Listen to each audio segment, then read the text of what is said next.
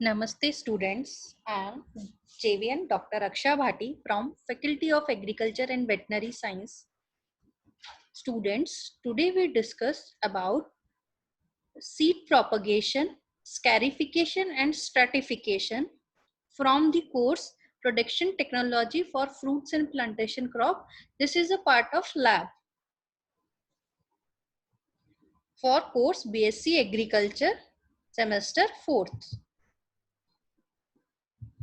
Students, जैसा कि आपको पता है कि सीड प्रोपोगेशन जो है वो असेक्सुअल मेथड नहीं होता, सेक्सुअल मेथड होता है। और सेक्सुअल मेथड या सेक्सुअल प्रोपोगेशन क्या है? यूनियन ऑफ पोलन और मेल गैमेट्स विद एग और female to produce a seed. Male का फीमेल के साथ यूनियन होना कहलाता है और जो सीड प्रोड्यूस करेगा वो कहलाता है सेक्सुअल प्रोपोगेशन। और अब सीड क्या है? सीड के 3 पार्ट्स होते हैं, outer seed coat, endosperm and embryo. Seed coat जो है वो सीड को प्रोटेक्ट करता है।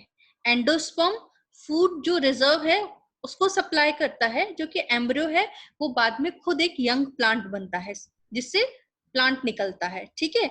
और जो सीड है वो मैच्योर होता है एक फेवरेबल एनवायरनमेंट में, मींस जब उसके लिए क्लाइमेटिक कंडीशन या वो एक्टिव ग्रोथ के लिए कंडीशन फेवरेबल होगी तब वो जर्मिनेट होगा और वो प्रोसेस कहलाता है जर्मिनेशन। अब हम सीड लेना है प्रोपगेशन के लिए तो हम सबसे पहले उसमें क्या देखेंगे? Seed quality. सीड क्वालिटी कैसी अच्छी होनी चाहिए? हमने एक रिलायबल डीलर से ली है, उसकी वैरायटी, उसकी स्पेसिफिक कैरेक्टरिस्टिक्स सब कुछ प्रॉपर होनी चाहिए ताकि उसकी ग्रोथ अच्छी हो, तो हमारे लिए जो आगे प्लांट बनेगा वो अच्छा होगा, फ्रूट्स जो आएंगे वो अच्छे होंगे। तो सेलेक्टेड वेराइटीज लेने चाहिए जिसकी साइज, कलर, हैबिट सब कुछ पता हो। दूसरी चीज जो इम्पोर्टेंट है, मोस्टली ट्राई करना चाहिए कि हाइब्रिड प्लांट्स लें। क्यों? क्योंकि उसकी विगर ज्यादा होता है, वो यूनिफॉर्म होते हैं और बेटर प्रोडक्शन देते हैं और उनके अंदर कुछ स्पेसिफिक कैरेक्टरिस्टिक्स होते हैं, जैसे वो किसी डिजीज के लिए, किसी पेस्ट के लिए रेजिस्टेंट है, ड्रॉट के लिए रेजिस्टेंट है, कोई एल्कलाइन या सॉल्ट के लिए रेजिस्टेंट है। तो हमेशा इन चीजों को, सीड को खरीदते हुए सीड क्वालिटी का ध्यान रखना चाहिए। सेकंड है जर्मिनेशन। जर्मिनेशन जो है अगर हम देखा जाए तो 2 चीजों पे डिपेंड करता है, इंटरनल एनवायरनमेंट और एक्सटर्नल एनवायरनमेंट। जैसे जो सीड होता है वो क्या है? Basically a mature embryo contain endosperm, जो कि बाद में जाके जर्मिनेशन के बाद एम्ब्रियो बन जाता है एक प्रोसेस के बाद। जनरली जो हम देखते हैं जर्मिनेशन परसेंट होती है, उस पर डिपेंड करता है, जैसे 65 to 80% होती है और एवरेज हम देखे जाए तो 60 to 75% अगर किसी की जर्मिनेशन परसेंटेज अच्छी है तो इसका मतलब हम वो सीड ले सकते हैं, हमारे लिए बेटर है। और जो फैक्टर्स हैं जिसे कहते हैं एक्सटर्नल फैक्टर्स, वो 4 फैक्टर्स जर्मिनेशन को अफेक्ट करते हैं। एक water, oxygen, light and heat. अब हम ये चारों डिस्कस करेंगे। वाटर ये सबसे बेस्ट और सबसे फर्स्ट स्टेप है, क्योंकि जैसे ही जर्मिनेशन के लिए हमने वाटर दिया सीड को तो इम्बाइबेशन होता है। इम्बाइबेशन मतलब उस वाटर को वो एब्जॉर्ब करता है अपने अंदर और उसके वो एज अ, जैसे ही उसने अपना वाटर उसके अंदर एब्जॉर्ब किया तो उससे उसको न्यूट्रिएंट्स मिलेंगे। और अगर कंटिन्यूस अच्छा मॉइस्चर बना हुआ है या अच्छा हम वाटर सप्लाई कर रहे हैं तो ड्राई पीरियड में एम्ब्रियो मरेगा नहीं और अच्छा जर्मिनेट होगा। तो वाटर इज द सबसे बेसिक फैक्टर है जो हमको ध्यान में रखना है। सेकंड है लाइट। लाइट से कई बार जर्मिनेशन इनहिबिट भी हो सकता है और स्टिमुलेट भी हो सकता है, मतलब बढ़ भी सकता है और कम भी हो सकता है, क्योंकि बेसिकली सब कुछ लाइट रिएक्शन के ऊपर ही डिपेंड करता है। कुछ प्लांट्स ऐसे हैं जिसका जर्मिनेशन के लिए लाइट जरूरी है, जबकि कुछ ऐसे हैं जिनके लिए बेस्ट अच्छा है, और कुछ होते हैं जो न्यूट्रल पे भी काम करते हैं, जैसे कि एग्रेटम, बेगोनिया, लेट्यूस, पिटोना, ये सारे के सारे सीड जर्मिनेशन के लिए इनको लाइट की जरूरत है। जबकि calendula, pea, beans, verbena, vicia, ये डार्क में अच्छे जर्मिनेट हो जाते हैं। These are the examples. Then oxygen सबसे इंपॉर्टेंट है। एक अगर कोई भी सीड वाइबल है, मतलब जिंदा है, तो उसको हमेशा रेस्पिरेशन करेगा। डॉर्मेंट स्टेज में भी वो रेस्पिरेशन करता है, लेकिन उस टाइम उसकी रेस्पिरेशन रेट बहुत कम होती है। और जैसे जैसे रेस्पिरेशन रेट बढ़ेगी वैसे वैसे जर्मिनेशन होता जाएगा। तो इसलिए हमेशा सीड्स को ऐसी जगह रखना चाहिए जहां वो लूज हो और उनको वेल एयरटेड हो, उनके हवा आती रहे। हवा आएगी तो ऑक्सीजन सप्लाई बढ़ेगी। देन फोर्थ इंपॉर्टेंट पॉइंट होता है टेम्परेचर। टेम्परेचर बहुत ज्यादा जर्मिनेशन को इफेक्ट करता है। बेसिकली जो हम देखते हैं तो 20 से 25 डिग्री सेंटीग्रेड टेम्परेचर सही रहता है। अगर टेम्परेचर इससे बढ़ जाता है या कम हो जाता है तो जर्मिनेशन परसेंटेज पर वो इफेक्ट करता है। जो हमारे अलग अलग प्लांट्स हैं, अलग अलग वैरायटीज हैं, उनके लिए मैक्सिमम मिनिमम टेम्परेचर अलग अलग डिसाइड किए हुए हैं। देन सबसे इंपॉर्टेंट चीज जो आती है, अगर सीड जर्मिनेट नहीं हुआ है, जर्मिनेट नहीं हो रहा है, तो वो स्टेज क्या कहलाएगी? वो कहलाती है dormancy, dormant stage of a seed. मतलब उस टाइम वो कोई भी क्रिया नहीं करता, रेस्टिंग पीरियड्स में रहता है।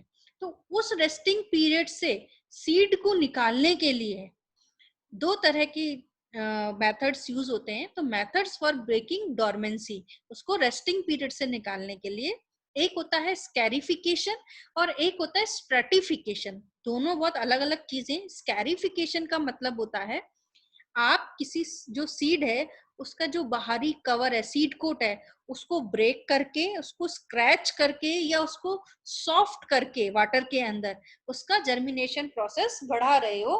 किसी भी तरह वो जो आउटर फिजिकल बैरियर है उसको रिमूव कर रहे हो। इसके लिए तीन तरीके होते हैं। एक होता है फिजिकल, एक होता है मैकेनिकल। फिजिकल के अंदर आता है हॉट वाटर ट्रीटमेंट और कोल्ड वाटर ट्रीटमेंट, जबकि मैकेनिकल के अंदर आता है कि किसी भी हम फिजिकल तरीके से उसका ऊपर का कोट हटा रहे हैं, चाहे उसको रब करके, चाहे उसको स्क्रैप करके, चाहे उसका सीड को हथौड़े से तोड़ के, डिफरेंट मेथड्स हो सकते हैं। तो हॉट वाटर ट्रीटमेंट में 170 से 222 डिग्री सेंटीग्रेड फahrenheit टेम्परेचर दिया जाता है, तो सीड उससे जर्मिनेट हो जाता है। सब प्लांट्स में, सारे वेराइटीज में ये वेरी कर सकता है टेम्परेचर विद टाइमिंग भी। कोल्ड वाटर ट्रीटमेंट में क्या होता है, सिंपली आप जो नॉर्मल टेम्परेचर पर वाटर है उसके अंदर सीड को 12 से 24 घंटे तक भिगो दो और अगर उसके बाद उनकी सोइंग करो तो जर्मिनेशन परसेंटेज बढ़ जाती है। मैकेनिकल तरीके के अंदर क्या होता है, seeds are filled with metal file, rubbed with sandpaper और क्रैक्ड विद हैमर। मतलब उसके अंदर या तो मेटल फाइल भर दिया जाता है या सैंड पेपर पे उसको रगड़ा जाता है। किसी भी तरीके से करके उसका जो सीड कोट है उसको या तो ब्रेक कर देते हैं या उसको इस तरह कर देते हैं कि उसके अंदर कुछ ना कुछ जा सके। इसी से फिर जर्मिनेशन परसेंटेज बढ़ती है। सेकेंड मेथड है स्ट्रेटिफिकेशन।